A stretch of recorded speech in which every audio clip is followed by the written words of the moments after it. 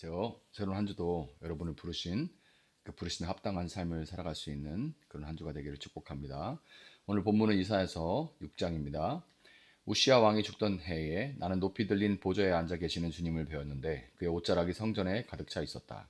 그분 위로는 스랍들이 서 있었는데 스랍들은 저마다 날개를 6 가지고 있었다. 둘로는 얼굴을 가리고 둘로는 발을 가리고 나머지 둘로는 날고 있었다. 그리고 그들은 큰 소리로 노래를 부르며 화답하였다. 거룩하시다 거룩하시다 거룩하시다 만군의 주님, 온 땅에 그의 영광이 가득하다. 우렁차게 부르는 이 노랫소리에 문지방의 터가 흔들리고 성전에는 연기가 가득 찼다. 나는 부르짖었다. 재앙이 나에게 닥치겠구나. 이제 나는 죽게 되었구나. 나는 입술이 부정한 사람인데 입술이 부정한 백성 가운데 살고 있으면서 왕이신 만군의 주님을 만나 뵙다니. 그때 스랍들 가운데서 하나가 제단에서 타고 있는 숯을 부집게로 집어 손에 들고 나에게 날아와서 그것을 나의 입에 대며 말하였다. 이것이 너의 입술에 닿았으니 너의 악은 사라지고 너의 죄는 사해졌다. 그때 나는 주님께서 말씀하시는 음성을 들었다. 내가 누구를 보낼까? 누가 우리를 대신하여 갈 것인가? 내가 아뢰었다. 제가 여기 있습니다. 저를 보내어 주십시오. 그러자 주님께서 말씀하셨다. 너는 가서 이 백성에게 너희가 듣기는 늘 들어라. 그러나 깨닫지는 못한다. 너희가 보기는 늘 보아라. 그러나 알지는 못한다 하고 일러라. 너는 이 백성의 마음을 둔하게 하여라. 그 귀가 막히고 그 눈이 감기게 하여라. 그리하여 그들이 볼 수 없고 들을 수 없고 또 마음으로 깨달을 수 없게 하여라. 그들이 보고 듣고 깨달았다가는 내게로 돌이켜서 고침을 받게 될까 걱정이다. 그때 내가 여쭈었다. 주님, 언제까지 그렇게 하실 것입니까? 그러자 주님께서 대답하셨다. 성읍들이 황폐하여 주민이 없어질 때까지, 사람이 없어서 집마다 빈집이 될 때까지, 밭마다 모두 황무지가 될 때까지, 나 주가 사람들을 먼 나라로 흩어서 이 곳 땅이 온통 버려질 때까지 그렇게 하겠다. 주민의 10분의 1이 아직 그곳에 남는다 해도 그들도 다 불에 타 죽을 것이다. 그러나 밤나무나 상수리나무가 잘릴 때에 그루터기는 남듯이 거룩한 씨는 남아서 그 땅에서 그루터기가 될 것이다. 아멘. 자, 오늘 본문은 정말 유명한 본문이에요. 이사야 예언자 이사야가 부름을 받는 소위 소명이라고 말하는 그런 장면이죠. 이사야가 성전에서 기도하는 가운데 하늘 보좌에서 온 우주를 통치하시는 하나님을 직접 만나 뵙고 예언자로서 부름을 받는 놀라운 장면입니다. 예언자 이사야 인생의 최고의 순간이라고 할 수가 있습니다. 물론 감당하기 어렵고 두렵까지 한 그런 장면이기는 하지만 이 장면이 그토록 이제 많은 사람에게 영감을 주고 유명한 그런 구절인 이유는 이 장면이 단순히 한 사람의 소명 이야기만이 아니라 절망과 심판 가운데서도 하나님의 구원 계획을 이루어 가시는 그 신실하신 하나님이 우리들 한 사람 한 사람을 부르시는 우리 각자를 향한 소명의 기사라고도 할 수 있기 때문입니다. 본문 1절을 이렇게 시작하죠.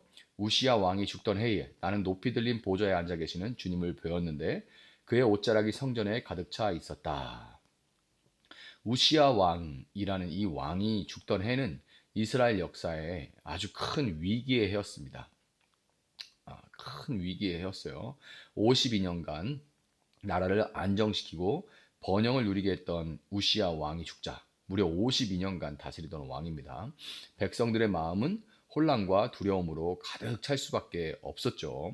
정치적인 공백, 군사적인 위협, 영적인 혼란. 하지만 바로 그때 하나님은 이사야에게 하늘의 환상을 보여주셨습니다. 땅의 왕이 죽어도 하늘의 왕은 여전히 살아계십니다. 하나님은 여전히 보좌에 앉아 다스리고 계시고 그분의 옷자락은 성전에 가득합니다. 진정한 왕은 사람, 인간이 아니라 하나님이시라는 것을 이사야는 깨닫게 되는 거죠. 우리가 살고 있는 시대도 마찬가지죠. 세상은 흔들리고 정의는 무너지고 거짓이 득세하고 있지만 하나님은 여전히 통치하고 계십니다. 하나님은 이사야에게 말씀을 전하라고 명하십니다. 그런데 9절과 10절에서 이상한 말씀을 하시죠.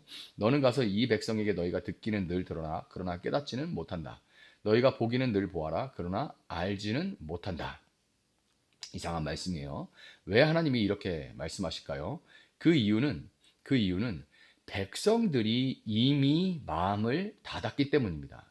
백성들이 이미 마음을 닫았다는 거예요. 그들은 하나님의 말씀을 들었지만 회개하지 않았고 하나님의 뜻을 외면했습니다.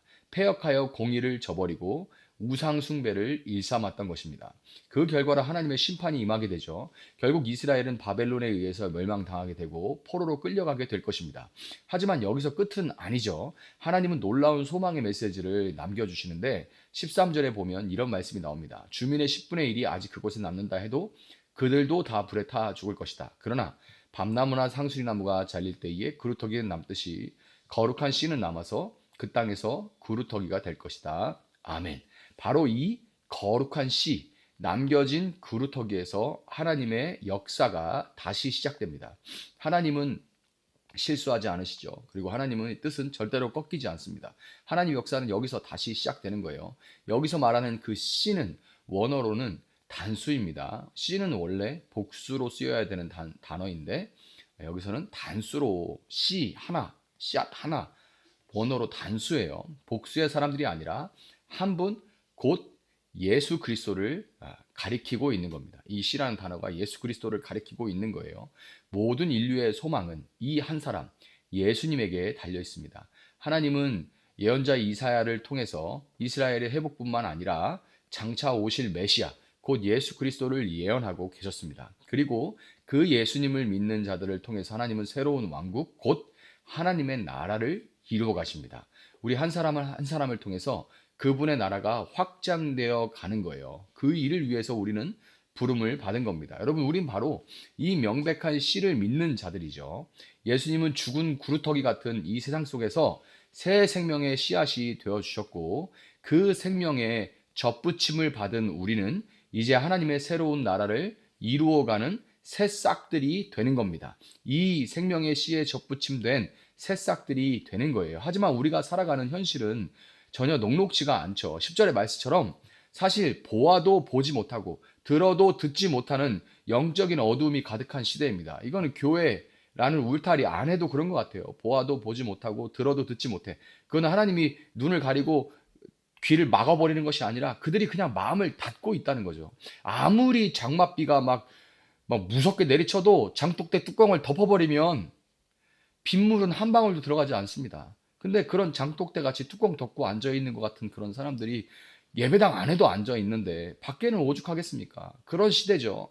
말씀을 전하려고 해도 듣지 않으려 하고 진리를 말해도 조롱당하는 그런 시대입니다. 그렇지만 여러분, 하나님은 이 어두운 때에도 여전히 남은 자를 두셨습니다. 보지 못하고 듣지 못하는 다수 속에서도 하나님의 부르심에 응답할 자들은 여전히 있고 우리 역시 하나님의 뜻에 따라서 누군가를 통해 부름을 받은 남은 자들이었습니다. 우리도 누군가를 통해 부름을 받은 하나님이 그 누군가를 통해서 불러주신 그런 남은 자들이죠. 그렇게 우리는 말씀을 멈출 수가 없습니다. 이사야처럼 두렵고 부담스러울지라도 제가 여기 있습니다. 저를 보내어 주십시오 라고 그분의 부름에 이 하나님의 나라를 향한 그 하나님 나라를 위한 우리를 부르시는 그 부르심에 우리는 응답해야만 하는 겁니다. 이사야가 하나님의 임재를 경험했을 때 그가 처음 가렸던 곳은 입입니다. 다름 아니라 이 입이에요. 모든 악과 혼란은 입에서부터 시작되죠. 그렇지만 하나님은 그의 입술을 제단 숯불로 정결케 하시고 그분의 일을 위해서 그를 사용하셨습니다. 오늘 우리의 입술 역시 부정하고 세상의 것들만 가득하다 할지라도 하나님은 여전히 우리를 정결케 하실 수 있습니다.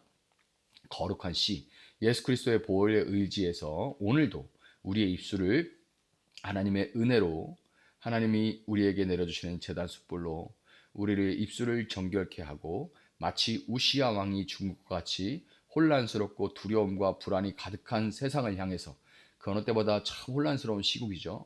이런 세상을 향해 여전히 하나님이 왕이신 하나님이 다스리시며 당신의 남은 백성을 지금 이 순간에도 찾고 계신다는 소망의 소식을 전할 수 있는 여러분들 될 수 있기를 예수님의 이름으로 축복합니다. 잠시 기도하겠습니다.